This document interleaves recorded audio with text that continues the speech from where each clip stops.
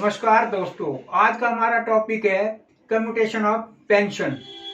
प्रत्येक government retired pensioner अपनी monthly pension की कुछ परसेंटेज को कम्यूट करवा सकता है और उसके बदले में उसे लमसम अमाउंट मिल जाता है जो कि परसेंटेज ऑफ पेंशन की कराई गई कम्यूटेशन वैल्यू है। अब यहाँ पे ये वर्ड है कम्यूटेशन। कम्यूटेशन मीन इंटरचेंज, एक चीज के बदले में दूसरी चीज लेना। इस केस के अंदर वो पेंशनर मंथली को कुछ परसेंटेज उसने कम्यूट करवाया जिसके बदले में उसको वो लमसम अमाउंट मिल गया।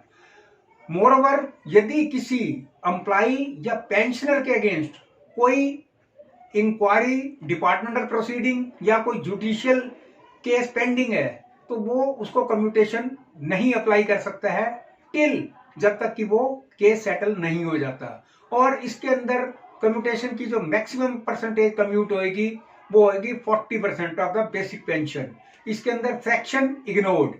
According to rule number 4 and 5 appendix 1 CCS pension rule 72 बोलता है कि every pensioner is eligible to commute a percentage of his monthly pension for a lump sum payment which is the commuted value of that percentage of the pension.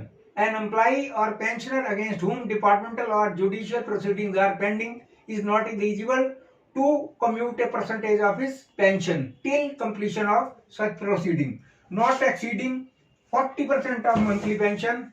Any fraction in the amount offered for commutation will be ignored. Commutation value of pension निकालने का एक formula है।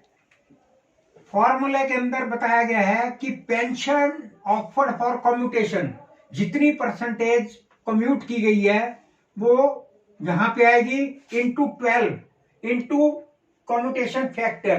एक commutation multiplying factor का एक chart है या sheet है जिसके अंदर एज के अनुसार जो नेक्स्ट डेट ऑफ बर्थ है यानी कि एम्प्लॉय की, पेंशनर की, उस हिसाब से वो होगा। वो उससे उसके बाद हमारी निकल जाएगी कम्यूटेशन वैल्यू ऑफ पेंशन।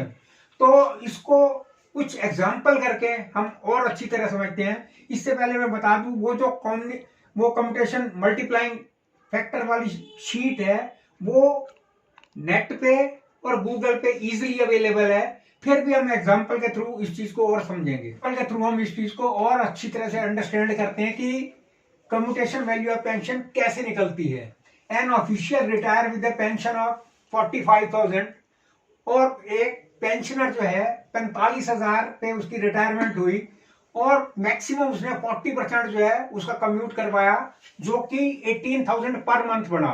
45,000 का 40% बना 18,000। Fraction ignored. Commutation amount will be as follows. अब यहाँ पे ये 5-6 करके दिखाए गए हैं कि यदि वो VRS लेता है यानी कि 44 साल की एज में और 45 साल मतलब नेक्स्ट बर्थडे हमने काउंट करना है अकॉर्डिंग टू इस नेक्स्ट बर्थडे। मान लो कोई एम्प्लॉय VRS लेता है एट द एज ऑफ 44 और 45 वाला उसका ये काउंट होगा मल्टीप्लाइंग फैक्टर वो है 8.996। जो उसकी वैल्यू निकाली थी हमने वो थी 18,000 into 8.996 into 12 which works out to rupee 19,43,136। मान लो वो 50 की एज पे होता है तो उसका जो मल्टीप्लाइंग फैक्टर है वो चेंज हो जाएगा। जैसे जैसे एज बढ़ती चली जाएगी जो मल्टीप्लाइंग फैक्टर है वो कम होता चला जाएगा जैसे इसकी टेबल में दिखाया गया है। तो यहाँ पे यदि वो 49 की एज में VRS लेता है और 50 में वाला जो काउंट होगा वो ये होगा और अमाउंट निकलेगा 19,10,736। 52 पे होगा तो मल्टीप्लाइंग फैक्टर हो जाएगा 8.6768। 55 यानी कि 54 की एज में VRS लेता है 55 की एज में 55 वाला जो काउंट होगा तो ये होगा 8.627 और उसके बाद 58। तो इस तरह से नॉर्मली जो है attaining the age of superannuation जब बंदा रिटायर होता है तो उसका मल्टीप्लाइंग फैक्टर होता है 8.194 यानी कि 60 के बाद जो नेक्स्ट वो है मल्टीप्लाइंग फैक्टर वो आ रहा है 8.194। तो इसका ये क्योंकि ये जो पेंशनर है इसकी रिटायरमेंट हुई है attaining the age of superannuation तो इसलिए हमने किया 18,000 इंटू 8.194 इंटू 12 और इसका जो कम्यूटेशन वैल्यू ऑफ बनी 17,69,904।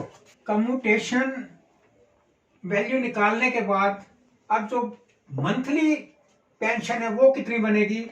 अब यहाँ पे बेसिक पेंशन थी 45,000 रुपए, कम्यूटेशन हो गई 18,000, बाकी बचे 27,000। 27,000 प्लस डीआर यानी कि डियरनेस रिलीफ।